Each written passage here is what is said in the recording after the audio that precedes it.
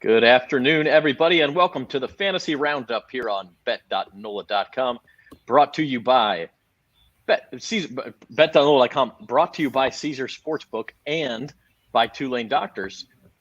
We appreciate their sponsorship, and we're excited to be here talking a little NFL draft today and what it means for both the rookies who were drafted, who might be in the best situation, and for the veterans who are either traded or who may be getting displaced by a rookie. And so, Spencer, lots to talk about. It's sort of it's the off season for fantasy.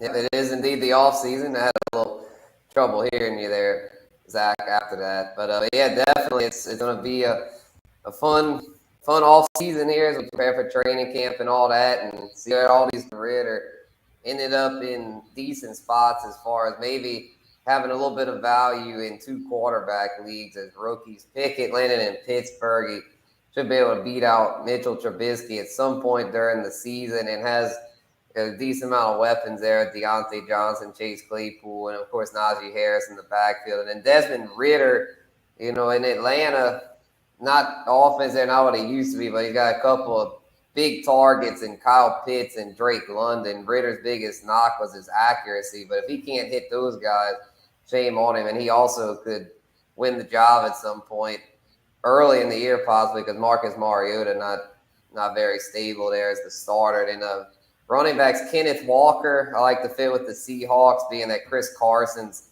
neck injury is kind of taking a turn for the worse, to where he might have to end his career, unfortunately. So I think that's why they spent such a high pick on Walker. And Pete Carroll and the Seahawks, they love to run the football, so Walker should be able to slide into the starting role there. All he'd have to beat out is Rashad Penny, who's very injury-prone himself, assuming Carson's out. James Cook, I like this spot. James Cook, younger brother of Dalvin Cook, landing with the Buffalo Bills.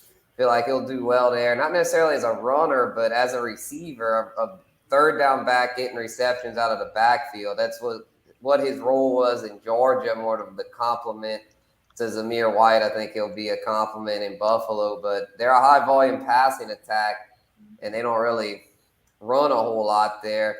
So maybe Josh Allen getting a lot of goal line looks. I just like Cook, though, because they have some vacated targets there. Cole Beasley gone, Emmanuel Sanders gone. Cook should be able to catch a lot of passes. And then Tyler Algiere with the Falcons.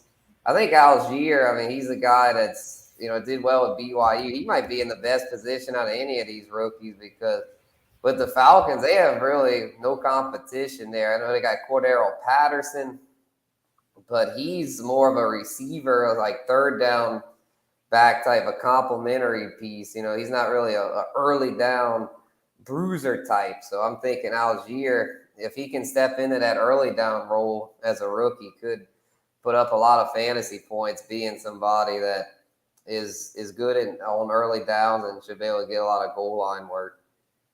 Yeah, I think the key to what you're saying here is this is so much about opportunity. These are not necessarily the rookies that pop the most on film. They're not necessarily the rookies you think are the best players, which is somewhat counterintuitive. But the idea is they have the best opportunity to have immediate success. And so when we look at these lists, we're looking at how they're going to do this season, not necessarily 5 or 10 years down the road, but what is their opportunity this season? Yeah, correct. Yeah, that's the key to it. Fantasy, it's a lot about opportunity, because we'll get to in the ones I don't like, is the best running back on film, I don't like as much from a fantasy standpoint because of his landing spot. Yeah, and we'll talk about those in just a second. I did want to say I was having a couple of slow connection issues, but I did want to say that here on the Fantasy Roundup, we're brought to you by Caesar Sportsbook. You can sign up if you're a new user. Go to nola.com/Caesars. You can get $1,100 bet insurance for your first bet. Pretty great deal. Anything you want to bet on, NBA playoffs, NFL futures, anything. If the bet loses, you get that money back in free bets, and you can bet it again. So, and if it wins, obviously, then you're off to a really great start on your account. So go to nola.com/Caesars for that. And then we're also brought to you by the Tulane Doctors. Tulane Doctors, innovative research, inspired patient care. Visit TulaneDoctors.com. So we thank them as well. And we'll move on. We talked about some quarterbacks and running backs, Spencer. Now, how about some wide receivers and tight ends you feel are in a pretty good spot? And I do want to bring up a comment first. Emmy Lou says, Andy Dalton. I don't know if Andy Dalton's a fantasy relevant quarterback unless Jameis Winston suffers another injury and you're maybe in a 2-quarterback league. But there is a New Orleans Saints on this next list.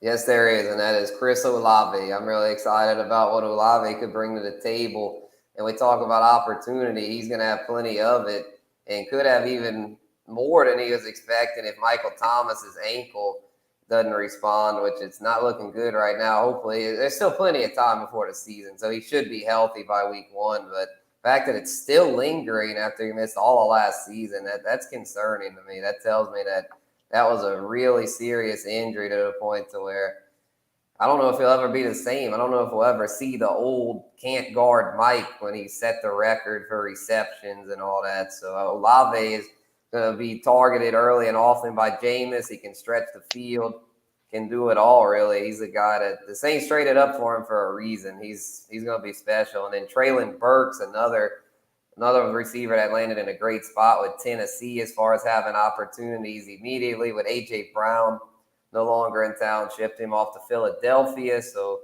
and it was funny, they traded him A.J. Brown, and then right after they did that, boom, they picked Treylon Burks. It was like, it felt like a puzzle. He got swapped one piece and put in another. You put in the younger version there of Trey Burks, a guy that can do a lot of things. A.J. Brown did well and should see a little work out of the backfield as well as being most likely the number 1 receiver there in Tennessee. And then Christian Watson landing in Green Bay. This one is a little tricky because he's somebody that I don't expect him to have a great start because, for one, he's a raw prospect coming out of North Dakota State, and 2, Aaron Rodgers typically doesn't like rookie receivers. But I feel like Rodgers is going to be forced to lean on Watson this season, especially down the stretch, because Sammy Watkins is not reliable, and neither is Allen Lazard or Randall Cobb, quite frankly. So I know Rodgers typically doesn't trust rookies, but as talented as Watson is, he might not have a choice. And then Jelani Woods, tied in with the Colts, huge athletic beast of a prospect. He's somebody he's another one that's a little bit of a project, but he's such a big target to where he might get 8 to 10 touchdowns, being that he's 6'6", 6'7", and has good receiving ability there out of Virginia. Yeah, I want to circle back to Mike Thomas's ankle because this is going to be a big talking point for the rest of the summer, really, and even into the season. This thing is scary, and I mean, I think that's why you still hear the Saints rumored to be involved with Jarvis Landry, maybe still adding to that receiving room. There is something going on with that ankle that obviously no one expected a year ago because everyone was saying Michael Thomas would miss only a few weeks last season. Yeah, for sure. It's really concerning because then he ends up missing all of last season, missed half of 2020. It's like, I know it was a serious ankle injury. I think it was torn deltoid, and not something it's a ligament that typically, like, if that gets damaged, it can be bad. I'm pretty sure. I have to ask the Tulane doctors more about that. But anyway, it's just, the bottom line, though, it's just very concerning for fantasy because I try and avoid injured players if possible. And if Thomas is still injured, if it's still lingering, then I don't see myself drafting him until they give him 100% clearance, full, clean bill of health. Yeah, I drafted him in the mid rounds last year and got burned because you thought he was going to be back after 5 or 6 weeks. Oh, perfect number 2 receiver. I can slot him in. I've got a lot of value. Never turned out that way. And then you've wasted a really high pick. So that's a problem. And by the way, this is just so you know, Spencer the Guru is a Saints fan, but in no way is he biased. We saw a couple of Falcons on this list, Desmond Ridder, Tyler Algiere. We see some Michael Thomas talk. So when he tells you Chris Olave is in a good spot, Chris Olave is in a good spot. But I do like what you said, Spencer, about Treylon Burks, because as you guys know, I've been all over him in the pre-draft process. I love that guy. And I'm not saying he's necessarily the same guy as A.J. Brown right away, but considering A.J. Brown is going to cost you a high draft pick, and you can probably get Treylon Burks, I don't know, 9th, 10th, 11th round. Like, Treylon Burks is a good player, and I think with Ryan Tannehill at quarterback, he may continue to be a good player. Yep, yeah, so many opportunities for him, being that A.J. Brown's out of there. And yeah, really talented. Has a lot of talent, a lot of upside. And it's just Robert Woods is his real only threat for targets. And he's coming off a torn ACL and has never worked with Ryan Tannehill before. So the sky's the limit for Trey Burks, no doubt. Absolutely. Okay, let's move on to some guys that maybe, and again, this is not to say they're not good players, but you don't like where they landed. And we'll start with quarterbacks and running backs here. All righty, yeah, Malik Willis and Sam Howell is the simple fact that I don't really think they'll ever see the field this year. Sam Howell especially, being that he was such a late pick and stuck behind Heineke and Wentz. And then Willis, maybe at some point he can get the job over Tannehill, but I doubt it. I feel like Tannehill is still stable enough to where he'll keep the job all year. But if an injury would come up to Tannehill, Willis could have value, but it's just not a good spot for him to have immediate value, more of a dynasty play as opposed to redraft. And then the running backs, Breece Hall, I love Breece Hall. He was the one I mentioned earlier, best running back on film, but it's just landing with the Jets. It's just, I don't know, especially I think he'll eventually take over, and I think he'll be the number one runner with the Jets, but it's just the thing that scared me a little bit is that they have a lot of Robert Saleh. He came from the 49ers, and we know how the 49ers do business, running back by committee. I don't think they'll be stupid enough to keep Breece in a committee for long, but Michael Carter did pretty well there last year, so might have to be a little patient with Breece Hall. Remember, even Jonathan Taylor's rookie year, he didn't really get going until the second half, so just be patient with Breece. Brian Robinson, didn't like his landing spot at all. Going to be stuck behind Antonio Gibson and J.D. McKissick, and then Ty Davis Price. Don't like that one either. I don't know why the 49ers did that. My boy Elijah Mitchell, the local kid from UL, has had an amazing rookie year. They didn't need to add another running back. It's just such a muddied up running back room. Maybe Ty Davis Price will be the Trey Sermon replacement because he did absolutely nothing as a rookie, but Eli showed enough last year to where even if Ty Davis Price beats out Sermon, he's going to have a tough time getting many looks there. This is a larger issue, I think, Spencer, in fantasy football, is that, okay, the 49ers keep bringing in quality running backs. Does that mean they don't like Elijah Mitchell anymore? I don't know if that's the case, but I think NFL teams look at running backs as not necessarily easily replaceable, but guys who are injury prone. Guys who maybe it doesn't make a ton of difference if you've got a guy who's a 9.1 out of 10 or an 8.7 out of 10. And so you throw them out there and you limit the carries for all of them, keep them healthy. And a lot more teams are going running back by committee. We've seen the 49ers do it. Like you talk about Breece Hall. I like Breece Hall too. I really like Michael Carter. I don't think it's a situation where Breece Hall is going to be the clear-cut number one running back for the Jets next year or the year after. I think it's a running back by committee. I think both of those guys are talented. Carter is obviously adept as a pass-catching back, and maybe he gets the third down role, and you see a sort of situation where we saw in Tampa Bay the last couple of years where you have Fournette and Ronald Jones, and you're guessing every week which one's going to pop. And it's just not a good situation, like you said, to waste a high draft pick on a guy like that. Mm-hmm. Yeah, but the good thing with Fournette last year is in the second half, he pretty much established himself as the workhorse there and ended up with an RB1 finish. So I'm hoping Breece Hall can do the same. That's why I still like him, but be patient because it's going to be one of those things where he probably won't live up to his ADP immediately, or where you draft him. You're probably going to have to draft him in the third round, and in the early part of the year, he's probably going to be more like a middling flex play. You just got to hope he can make the most of his opportunities and show him that he's worth giving the ball to on all three downs.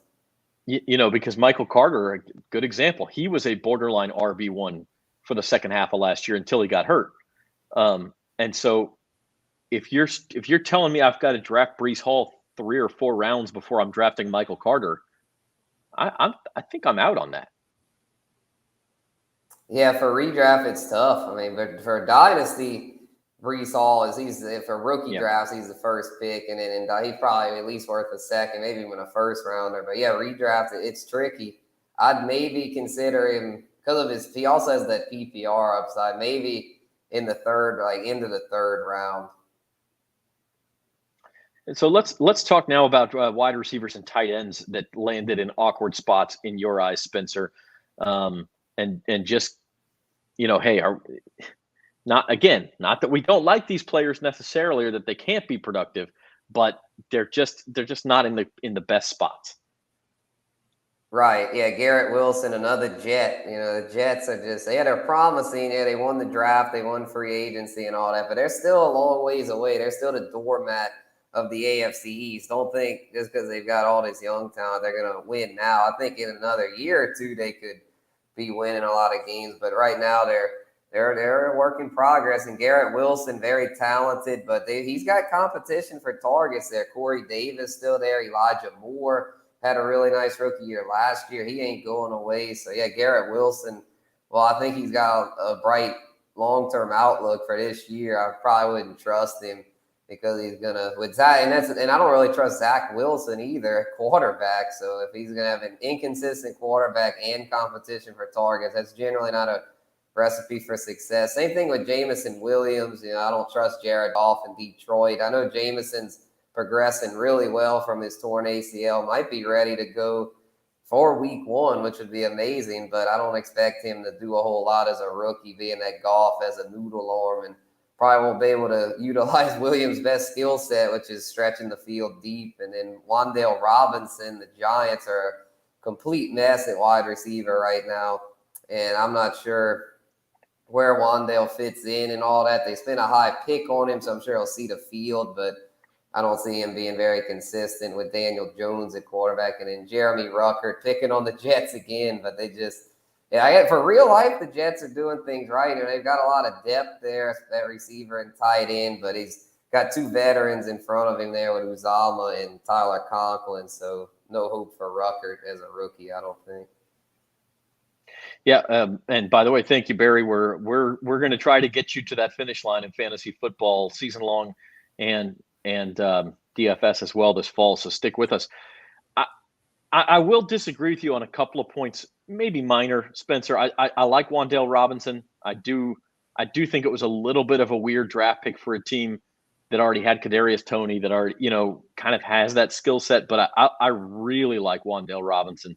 And then as far as the Jets go, let me bounce this off of you. We can sit here and say, okay, Brees Hall and Garrett Wilson, they landed in the wrong place because it's the Jets and they're still the doormats and everything. I look at this and say, I think this is a pretty good situation for Zac Wilson going forward. Like, I think he could take a little bit of a jump. Yeah, it's possible. It's possible. It's just, I don't really, my thing is I don't trust Zac Wilson. He'll have more to work with this year, but I didn't like him coming out of BYU. I thought it was outrageous that he was the second pick, because prior to his breakout year in 2020, he didn't seem like he was anything special. I know he's got a lot of upside, but I just don't trust him to be consistent enough. We'll see. This is his year to show that if he's going to take a leap, he needs to do it, because that AFC East it's not getting any easier. So he's going to have to step up. Yeah, no, that is true. But to me, Zac Wilson showed some flashes last year. They get him some more weapons. We'll see what the offensive line is like. But I think there's a possibility that the Jets may be at least not at the very bottom of the barrel anymore, at least as far as fantasy is concerned. Moving on and talking now some veteran players. Obviously, some of these guys changed teams. Some of them didn't change teams, but they did see their situations change. If the quarterback room changed in their facility, or the running back or wide receiver room changed, that can change their opportunities. So here's a list of 4 guys that you think improved their situation. We'll call it they won, considering the happenings of draft weekend. Like Marquise Brown gets traded to the Cardinals. Jalen Hurts, though, he got some extra weapons like A.J. Brown. Yeah, he sure did. Yeah, Jalen Hurts stock goes up a lot because with A.J. Brown, with that acquisition, that tells me they're going to be more committed to the pass this season. Last year, I believe they were the most run-heavy team in the league, and Jalen Hurts was pretty fantasy-friendly because he got all those rushing yards and rushing touchdowns. But I think his value goes up a little bit, though, because I still think he'll get a good amount of rushing, and his passing numbers should skyrocket with A.J. Brown in town. I know he's not the best passer, but now he's got weapons there with A.J. and Devontae Smith, so I think he'll throw for a lot more than he did last season. And then a couple of Cardinals there, James Conner and Marquise Hollywood Brown. Really like Hollywood, especially with the news of DeAndre Hopkins getting suspended for 6 games. And even if Hopkins wouldn't have gotten suspended, I'd still like it because he's getting to go work with his old college quarterback, Kyler Murray, and they had a really good connection in Oklahoma.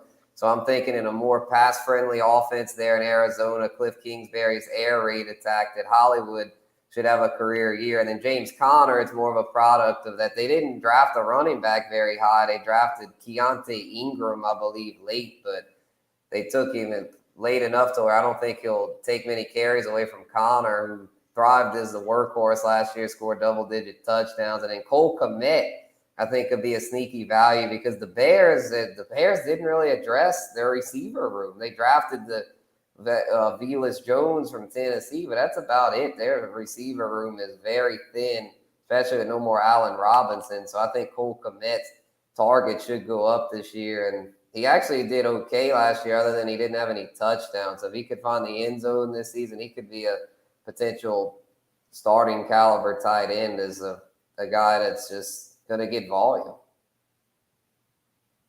Yeah, no, I think that those are right on the money.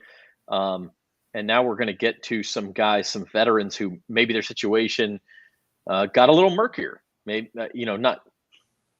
Again, opportunity is everything. You have to pay attention through training camp to see how some position battles work out. But tell us about these guys who you really got to keep an eye on now. Right, yeah, Ryan Tannehill definitely takes a hit. Now they drafted Malik Willis. That tells me they're not at all invested in Tannehill as a long-term solution. He'll just be there probably for the next year, maybe one more. But, yeah, his days are numbered as a starting quarterback. And I think the pressure might get to him because he recently in an interview he had said that he was just like he was distraught after the playoff loss, and then he was mad about losing A.J. Brown. It's like now they drafted Malik Willis, and he's not going to mentor him. It's just Tannehill is like his whole world's crumbling in front of him, and I don't know, that just can't be good. I mean, maybe he'll give him a chip on his shoulder and he'll do well, but I don't know, man. When you lose your best receiver and it's a run-first team, I don't like that.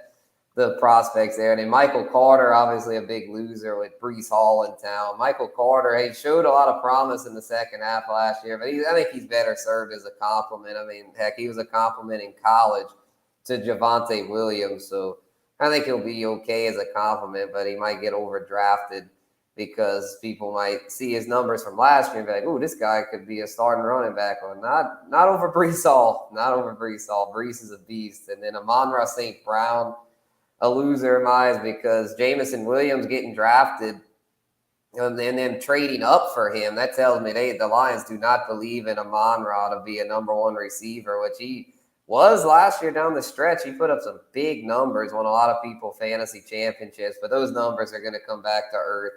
I think he's better served as the number 2 or the slot guy type thing. And then Albert O, a loser there with the Broncos because they took Greg Dulcich pretty high.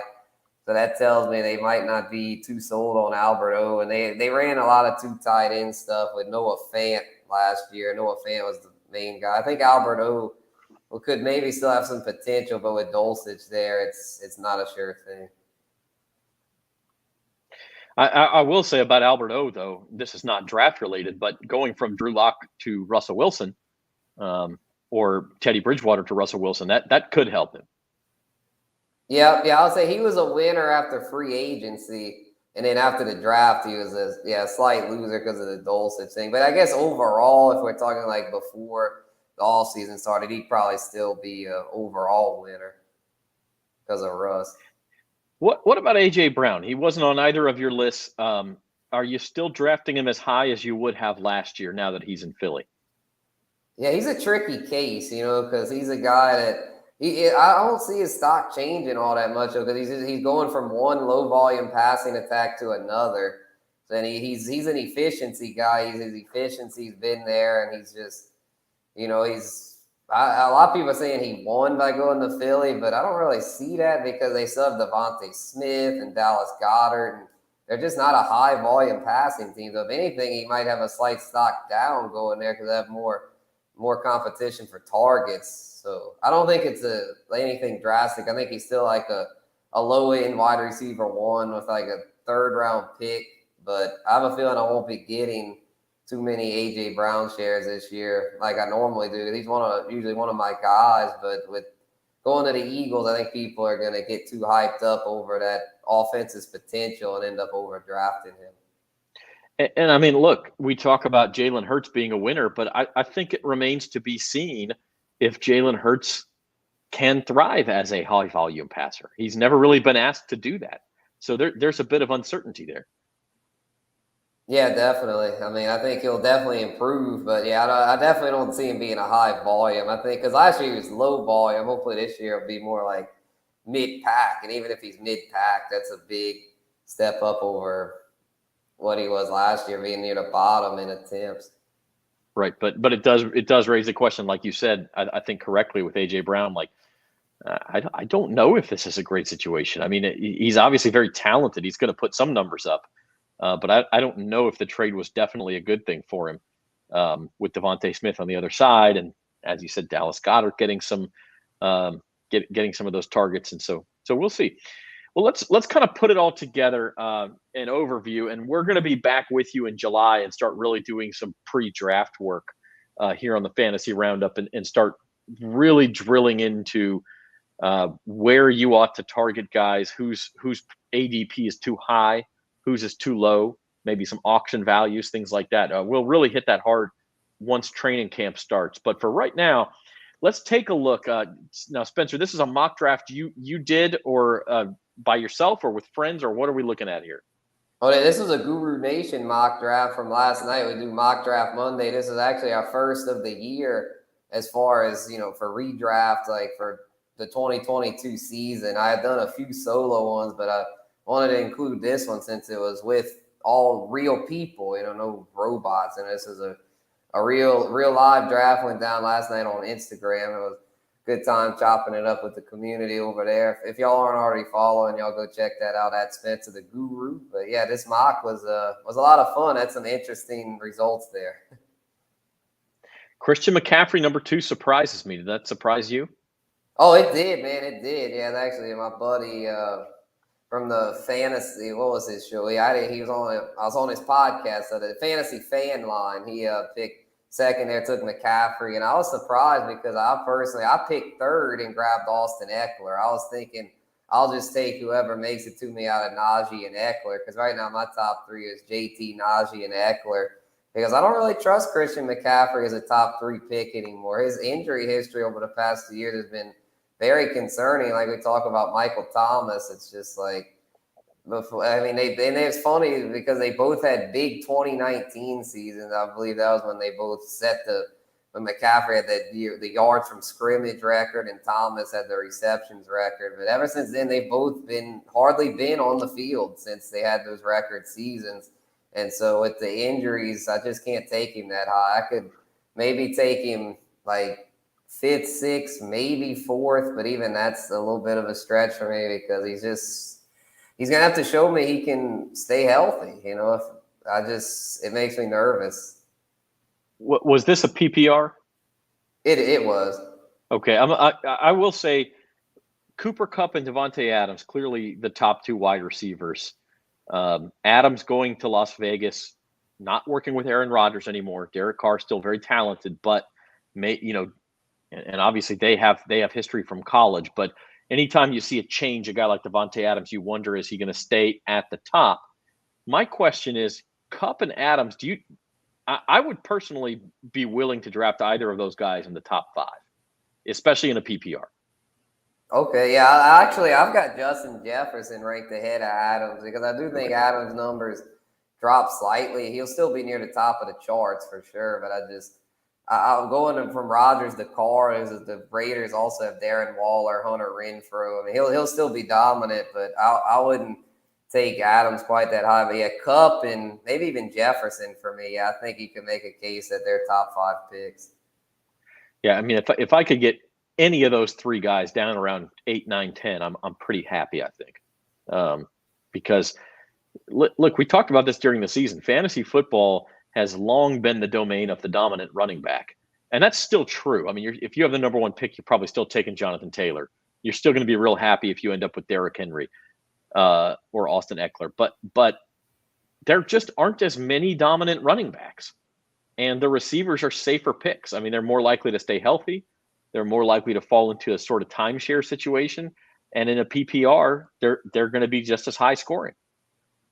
Right. Yeah. Kupp, I believe, was actually the leading scorer in PPR last year over JT. As great as JT was, Kupp was actually the top scorer. So, but yeah, I love Cooper Kupp. Obviously, who doesn't? He's a stud. He's a triple crown receiver. But I do think his numbers drop slightly. I don't think he's going to repeat last season's production. So just keep that in mind before you want to be like, well, he had the most points. I'm taking him first overall. There is some regression coming there.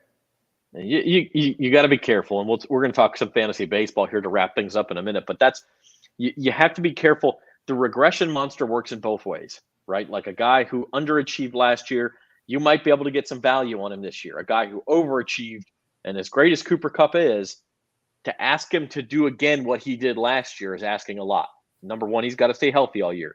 Number 2, he's going to be facing a lot more double and triple teams early in the season than he did last year. And just number 3, I mean, is he going to be able to perform? Will his opportunities be there in the red zone? Will the drops increase a little bit? I mean, anything at all that drops off just a little bit, and Cooper Kupp is no longer a top 3 pick. I mean, he's still obviously a very good player, but if we're talking value, you've got to be careful with that. Yep, got to get guys at a value, and to me, no receiver is worth it that high in the top 3. And then the way it is, the running backs, considering they're so scarce, it's just the receivers. There's more depth there. So I'm still going to go with the old school mentality. If I get a top 3 pick, I'm going with a running back. All right, let's switch gears. You're watching the Fantasy Roundup on bet.nola.com. Talked a lot of NFL draft results and what that means for the fantasy football season coming up in the fall. But the season going on right now in the fantasy community, of course, besides you can play fantasy golf, fantasy NASCAR, things like that. But the season long that's going on is fantasy baseball. And we're about a month into this, almost exactly a month into the season, actually. So let's talk some of Spencer's biggest surprises and disappointments so far in fantasy baseball. And we'll start with the guys who have exceeded expectations, exceeded where they got drafted. And Taylor Ward has got to be at the top of every single one of these lists. Yeah, definitely. He's a guy that wasn't even drafted in most leagues, and he's having an amazing season. Been one of the best hitters in all MLB. Yeah, that's a huge surprise. With the Angels, people talk about Joe Adele and Brandon Marsh, but yeah, Ward's been the guy to have there as far as their young guys. Of course, they've got Trout and Ohtani. But yeah, they finally, I think this might finally be the year the Angels break through and make the playoffs because, yeah, they've got a lot of talent, and Ward is definitely one of the reasons why they're winning. Then Andres Simmondez with the Guardians is having a nice season. He's someone I wanted no part of him this year because I took him a year too early last year. He was terrible, got sent to the minors, but he's been rolling this year. He's hitting lights out and at a thin second base position, which there's been a lot of second basemen that have stunk it up so far this year. Jimenez has been a very pleasant surprise, and then a lot of pitchers. This has been the year of the pitcher so far with offense, especially home runs down. Zac Allen has been amazing there for the Diamondbacks. He's somebody I didn't really look his way too much, being that the Diamondbacks were expected to be terrible, but Gallen has been a true ace so far. And then Miles Michaelis from my Cardinals has put up a heck of a year. Not a big strikeout guy, but I mean, if he keeps his ERA in the ones, he's got to keep him on your roster. I'm not saying he'll keep that up, but he's pitched good enough now to where it's been over a month in. He's been too good to ignore. I think he's figured something out. And then Daniel Barr had been a really good closer there for the Rockies. Always tough to pitch in Colorado, but Barr's been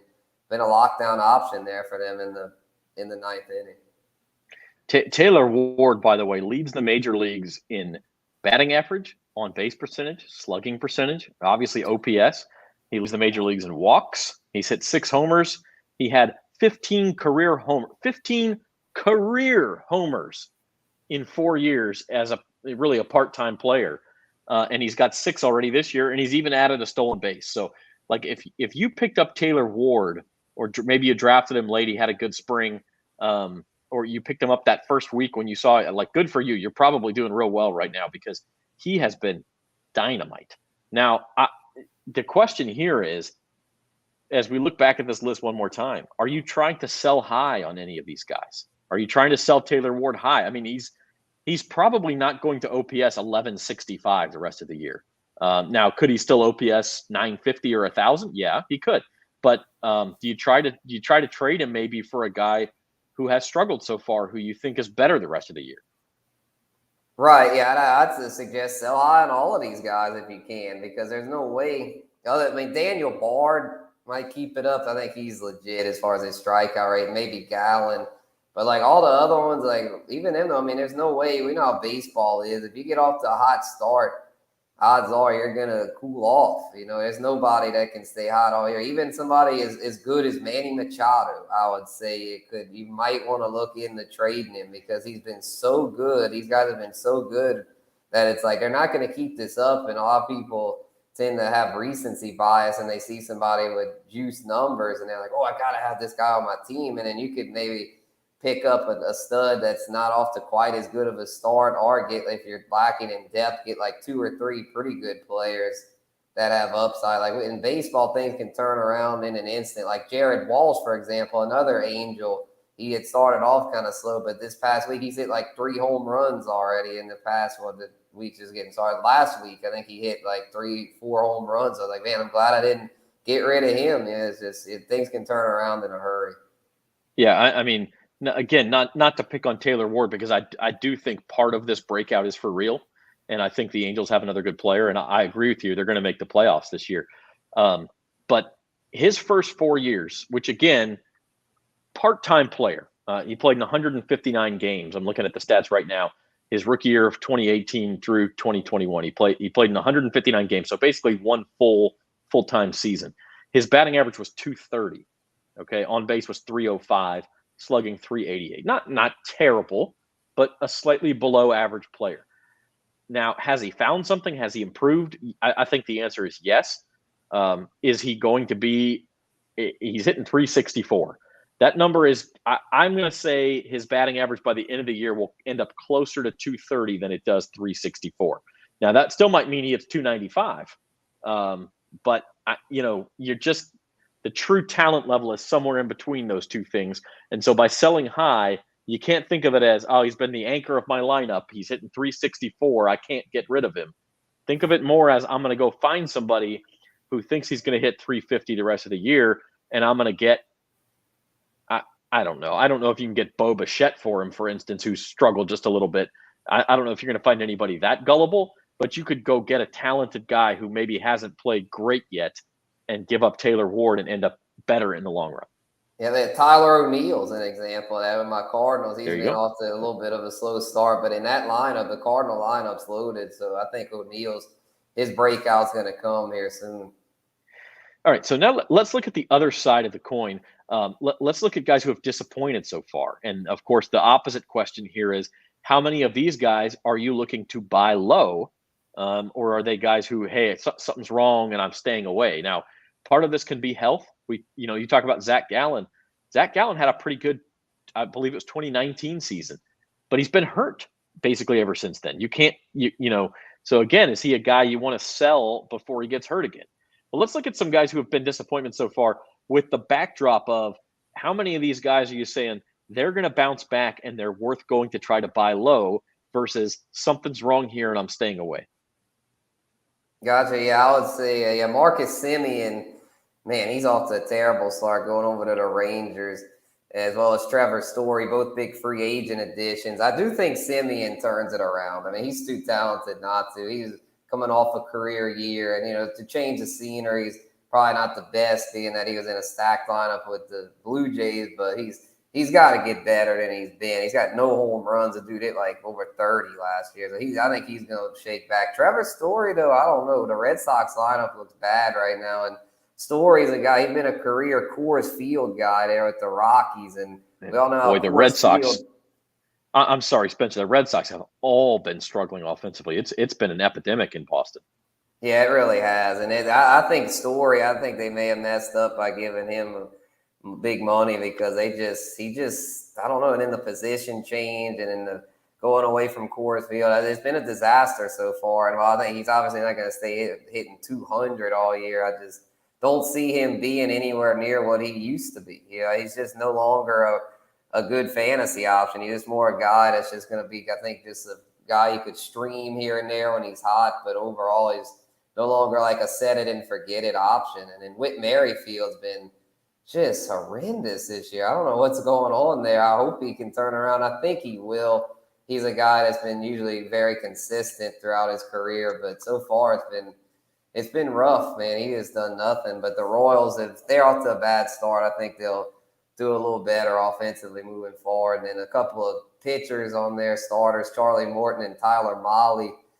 Charlie Morton, I think it's just age with this one, man. He's just getting up there. And we all know when you get over the hill, there's no coming back a lot of times. Once you lose it, you usually can't find it when you're that age. He's, I think, like 38 or something, and he's just been consistently struggling, and I don't really see him turning it around to where at least to how he used to be. I think he could improve somewhat from what he's doing now, but I think he's in some trouble there. Same thing with Mahle. I think Mahle, as far as his his stuff, I think he'll find that. I think he might have a little more hope than Morton, being that he's younger, but the Reds are just so dreadful to where even if he does turn it around, he's not going to get any wins. Yeah, and his walks per nine are up, his strikeouts per nine are down. Look, he's got a 6.46 ERA. It's going to get better than that. But I don't know that his ceiling is where everybody thought it was. Now, the good thing about fantasy baseball is you can afford to be a little more patient than you can with football, right? Where a guy's struggling, stick with him for a few more weeks, see if he turns it around. A guy is really hot, maybe don't believe it's going to keep up all year long. And also on the flip side, be on the lookout for guys like that. You can find some trades. I mean, I talked about this last year. I traded Shohei Ohtani at the All-Star break last year, which I think was the right move. I mean, if y'all remember, he had 35 home runs, 37 home runs at the All-Star break, and only hit like 11 more after that. And I got extreme value for him. Now, the problem was the guy I got for him was Jacob deGrom, who was immediately hurt, and I never got a single start out of him. But I also got Austin Riley in the deal, who ended up having actually a better second. So even though I whiffed on deGrom and was unlucky there, Austin Riley actually outproduced Shohei Ohtani as a hitter in the second half. Now, Ohtani also had pitching value, obviously. And so anyway, it's tough, but sometimes you have to do the difficult thing and say, as much as I've enjoyed having this guy on my team and rooting for him and checking the box scores every night, it may be time. This may be the time to pull the trigger on a trade. Yep, that's very true, Zach. Yeah, you gotta sell high when you can. I have trouble doing that. You have somebody that's been performing for you all year, and you're like, man, that's my guy. I can't trade him. But sometimes you gotta do the tough assignment there, because if you don't, then they're not going to keep that up all year. That's just how baseball is. It's a game of streaks and trends, whatever you want to call it. It's maddening a lot of times, because it doesn't make sense. On a weekly basis, how a guy can hit 400 one week and then 100 the next. You're like, man, this is nuts. But that's the fun of it, though. It's very unpredictable. You just gotta be disciplined. I find is a big key with it, because usually the cream ends up rising to the top. That's a good word for it. It's not like football, fantasy football, where you're living and dying with every game and checking your box score all day Sunday and Monday night and oh, come on. Get me 10 more yards. Get me another touchdown. I need this touch. There are days I don't even check my fantasy baseball scores. I'll check my lineups to make sure I have my starting pitchers in, but I'll go a couple days before because you can get really tied up in this guy's been 0 for 4 3 straight days. I'm going to cut him. Whoa, slow down. 3 games is 1/50th of the season. And it doesn't take, as we all know, it doesn't take a whole lot of hits to get back up to like a 280 average from that point. So then a couple of 2 for 4s later, and he's doing just fine. You have to be patient, especially in leagues where you're limited on the number of moves you can make, things like that. Just be careful, be patient, and all of that. But before we go, Spencer, one more baseball question for you. A lot of talk earlier this year about rookies. We talked Bobby Witt Jr. Of the Royals. We talked Julio Rodriguez of the Mariners. We talked Mackenzie Gore, the pitcher with the Padres. Saya Suzuki, the Japanese import rookie for the Cubs. Varying degrees of success. Suzuki started out real hot. He's gone into a little bit of a slump. Rodriguez and Witt really struggled early. Julio is showing some signs of coming out of it. He actually leads the major leagues in stolen bases that I don't know anyone would have predicted. He's got 10 stolen bases. Has your opinion on any of these rookies changed, first of all, for this season, and second of all, for long term? Not too much, honestly. The rookies gotta be patient with him. Bobby Witt Jr., he's gonna bounce back. He's a great buy low candidate right now. I didn't include him on the disappointments because at least he's been stealing bases. That's kept him afloat. But yeah, you just gotta be patient with these rookies there. CJ Abrams is another one for the Padres where they just, they haven't really popped off yet, but MLB, it's a league where it's not a sport that's dominated by rookies. It's very rare that a rookie comes in and just tears it up. So you got to be patient. Heck, even Vlad Jr. as a rookie didn't really get going until the second half. So yeah, I think these guys will be just fine. My opinion on them is that if they've got that much talent, they should do it. They should come through. But yeah, just don't expect them to be superstars as rookies. Yeah. And I mean, I think you're right. If they're giving you something, like Bobby Witt Jr.'s got 5 stolen bases. Julio Rodriguez, by the way, was 3 for 4 last night and has got his average up to 255. So, it's not, he's not the black hole. He was 100 points lower than that like a week ago. And so if you're 255 and he's leading the league in stolen bases, I can live with that. I'm not cutting that guy. He's only got 1 home run, but the home runs I think will come too. And so, yeah, you got to be patient and realize that these guys have the pedigrees that they have for a reason. Oh yeah, most definitely. Yeah, and Julio, leading the league in stolen bases. Even if that's another good thing with these young guys. Even if they're not hitting right away, like we were thinking, they all, young guys, they like to steal bases. Get something going in that department. And stolen bases are hard to come by these days with so many veterans opting to just not even mess with trying to steal bases. So yeah, that's another added perk of these rookies is that they tend to be aggressive on the base paths, and that's always a good thing for fantasy. All right, so that is Spencer the Guru Urquhart, and this has been the Fantasy Roundup on bet.nola.com. If you missed any of the show, it will be available later this afternoon on demand on bet.nola.com. We talked a lot of NFL draft, where rookies landed, what it might mean for some veterans. And then we talked some baseball surprises and disappointments through the season's first month.